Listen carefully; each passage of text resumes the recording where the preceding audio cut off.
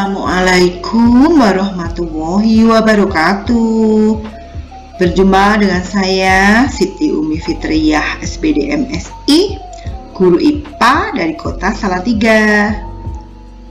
Mari para siswa kelas 8 SMP ya, kita melakukan ini ya, penilaian harian. Babnya yaitu bab 3, struktur dan fungsi tumbuh-tumbuhan. Nah, penilaian harian ini kita jadikan sebagai latihan untuk penilaian harian yang sesungguhnya ya, agar nilai yang kita dapatkan bisa maksimal. Dan soal-soal ataupun jawaban yang ada dalam penilaian harian bab 3 struktur dan fungsi tumbuhan ini kami ambil dari buku ini ya, yaitu buku IPA terbitan Kemdikbud revisi tahun 2017 ya, untuk kelas 8 SMP, yaitu bab 3 struktur dan fungsi tumbuhan. Mari kita mulai ya. Nah, soal yang pertama ya, kita mulai. Soal-soal di sini kita buat sebagai soal uraian saja ya. Sehingga kenapa soal uraian? Karena soal uraian itu membutuhkan jawaban yang lebih kompleks. Jadi pemahamannya harus lebih ekstra daripada soal pilihan ganda. Soal yang pertama, sebutkan fungsi batang bagi tumbuhan. Nah, fungsi batang bagi tumbuhan adalah sebagai berikut. Yang pertama, sebagai alat transportasi. Karena terdapat jaringan pembuluh xilem dan floem. Xilem mengangkut air dan garam-garam mineral dari akar ke daun, sedangkan floem mengangkut hasil-hasil fotosintesis untuk diedarkan ke seluruh tubuh tumbuhan ya. Yang kedua yaitu tempat melekatnya daun, jelas ya, batang. 3. Alat perkembangbiakan. D. Penyimpan cadangan makanan. Dan E adalah tempat berlangsungnya transpirasi atau pertukaran gas. Ini adalah fungsi dari batang. Soal yang kedua, jelaskan tentang perbedaan transpirasi dan respirasi pada tumbuhan. Jawabnya adalah ini ya, transpirasi itu proses penguapan air pada daun ya, menguap karena suhu terlalu tinggi atau panas. Sedangkan respirasi proses pernafasan pada daun tumbuhan.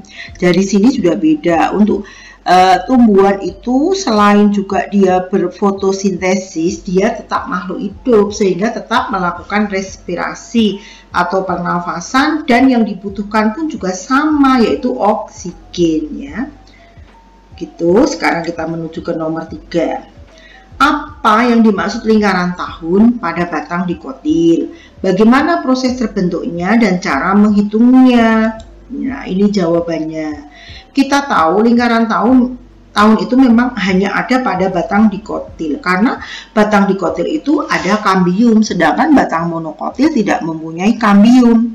Batang yang tidak mempunyai kambium, otomatis dia tidak mempunyai lingkaran tahun ya. Lingkaran tahun itu sendiri yaitu lingkaran pada batang tanaman dikotil untuk menunjukkan umur tanaman tersebut. Nah, terbentuknya itu akibat aktivitas kambium pada musim kemarau dan musim hujan. Musim hujan banyak nutrisi sehingga berkas kambiumnya lebih tebal daripada musim kemarau. Sehingga kita tahu batang itu nggak ada yang bulatnya seser ya, pasti agak benjol atau agak oval-oval sedikit, karena memang aktivitas kambiumnya pada musim kemarau dan hujan itu berbeda. Cara menghitungnya yaitu jumlah lingkaran merupakan jumlah tahun. Kalau di situ ada lingkarannya 5, berarti berumur 5 tahun dan sebagainya. Soal nomor 4. Gambarlah skema penampang daun, sebutkan nama bagian-bagiannya ya. Seperti ini ya, gambar penampang daun. Kita urutkan. Yang pertama ini adalah kutikula, biasanya berupa lapisan, bisa berupa duri, kemudian juga rambut-rambut, bisa berupa lilin ya, seperti daun pisang itu berlapiskan lilin ya, sehingga tidak dikenai, tidak bisa ditembus oleh air ya. Seperti daun talas itu juga sama ya. Kemudian yang B di sini adalah epidermis, dari kata epidermis kulit ya, bagian luar ya, dermis kan kulit. Ini epidermis. Kemudian palisade itu seperti pagar atau biasa disebut jaringan tiang ya. Di sini berjajar-jajar rapat seperti pagar atau tiang. Nama latinnya adalah palisade. Di sini banyak ditemukan klorofil sehingga sebagai tempat fotosintesis. Kemudian yang D ya, D kan ini dari sini sampai sini itu jaringan bunga karang. Kenapa disebut bunga karang? Karena rongganya itu sangat banyak, atau nama lainnya spon ya. Spon kan juga berlubang-lubang atau berongga-rongga. Di sini ada klorofil tapi jumlahnya lebih sedikit.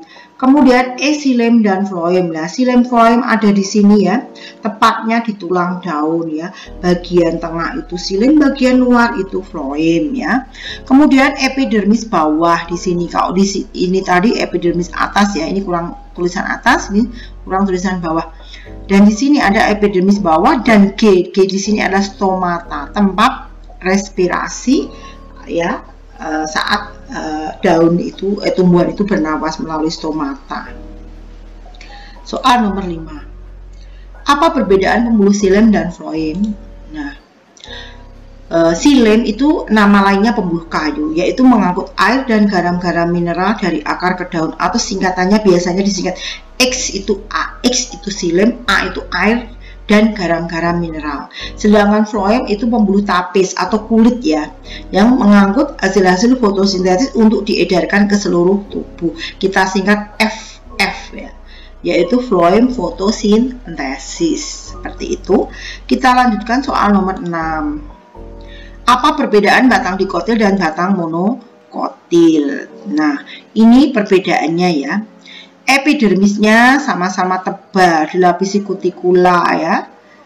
Yang jelas epidermis untuk melindungi lapisan di dalamnya. Kemudian ada kortek. Di dalam kortek ada cadangan makanan atau parenkim, itu pada dikotil, sedangkan pada monokotil biasanya hanya berisi jaringan yang menyusun sel ya. Kemudian endodermis bagian dalam. Di sini tidak jelas, hampir menyatu dengan kortek. Untuk monokotil biasanya letaknya itu tersebar ya, tidak teratur. Tapi kalau dikotil teratur. Kemudian silindir pusat, terdapat xilem dan floem yang tersusun dalam lingkaran berkas, itu pada monokotil. Pengangkut yang tersebar, dan antara xilem dan floem tidak terdapat kambium. Nah ini. Sedangkan untuk dikotil itu terdapat xilem floem yang tersusun sangat teratur, bahkan membentuk suatu kayak bunga ya. Di bagian luarnya floem, bagian dalamnya xilem, dalam suatu lingkaran, dan antara xilem dan floem itu dipisahkan yang namanya kambium ya. Nomor 7. Sebutkan 3 daya yang menyebabkan air dapat naik sampai ke daun. Berikan contohnya. Dan ini jawabannya ya. Daya yang pertama yaitu daya tekan akar, yaitu masuknya air dari tanah ke dalam akar akibat adanya tekanan osmosis pada sel-sel akar. Pergerakan air secara osmosis dari sel ke sel pada akar menimbulkan suatu gaya yang disebut daya tekan akar. Daya tekan akar akan mendorong air sehingga naik ke pembuluh xilem di batang. Contohnya, bila kita menebang pohon, keesokan harinya itu dijumpai air. Kemudian yang kedua, daya kapilaritas batang. Air yang sudah sampai ke pembuluh xilem batang akan terus bergerak naik hingga ke daun. Naiknya air pada pembuluh xilem batang disebabkan adanya kapilaritas, contohnya pada pencangkokan tanaman ya. Kemudian daya isap daun. Transpirasi adalah hilangnya air dari tumbuhan akibat penguapan ya, makanya selalu terjadi pada siang hari saat panas ya. Dengan adanya penguapan, cairan pada sel-sel daun menjadi lebih pekat sehingga sel-sel daun menyerap air dari pembuluh xilem pada daun-daun, pada tulang-tulang daun. Akibatnya, tenaga yang ditimbulkan dari proses transpirasi tersebut disebut daya isap daun. Contohnya penyadapan enau atau aren ya, seperti itu. Sekarang kita masuk nomor 8. Jelaskan perbedaan antara bunga dikotil dan bunga monokotil. Perbedaan terlihat jelas pada jumlah kelopak bunga. Pada bunga monokotil, kelopak bunga memiliki jumlah kelipatan 3 ya, jadi ganjil kelipatan 3. Sedangkan bunga dikotil memiliki kelopak kelipatan 4 atau 5, dan angka 5 ini ganjil sebenarnya, tapi spesial untuk bunga dikotil ya, itu kelipatan 4 atau 5. Jadi 5 itu pasti punyanya dikotil, bukan punya monokotil. Sekarang kita masuk ke nomor 9. Mengapa bila kita memotong batang dekat permukaan tanah, keesokan harinya pada batang itu tampak adanya air? Jawabnya ini ya. Karena tumbuhan tersebut masih menyimpan kadar air yang tersisa pada saat kita memotongnya. Dan selain itu karena ada uap air pada saat malam hari karena suhunya dingin. Memotong batang esok harinya terdapat air karena juga disebabkan oleh daya tekan akar. Ini jawabnya. Sekarang kita masuk ke nomor 10. Sebutkan fungsi rambut-rambut akar. Rambut akar tumbuh di daerah diferensiasi ya, dalam jumlah banyak daerah perpanjangan ya, diferensiasi perubahan itu fungsi.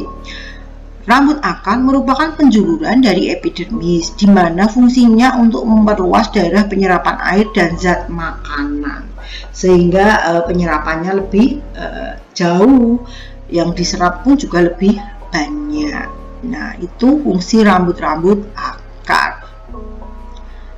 Ya, selain itu ini juga memperluas bidang penyerapan air dan hara dari tanah. Rambut akar merupakan derivat atau keturunan dari kepanjangan keturunan dari epidermis akar. Derivat adalah perubahan bentuk jaringan atau organ yang memiliki fungsi tertentu, dan ini sudah dijelaskan ya. Jadi rambut akar itu merupakan kelanjutan dari epidermis. Ternyata materi penilaian harian kita latihan untuk penilaian harian bab mengenai struktur dan tubuh tumbuhan sudah selesai. Ya, terima kasih atas perhatiannya. Mohon maaf atas kesalahan jika saya dalam penyampaian banyak salah-salah kata. Saya akhiri. Assalamualaikum warahmatullahi wabarakatuh. Terima kasih semuanya.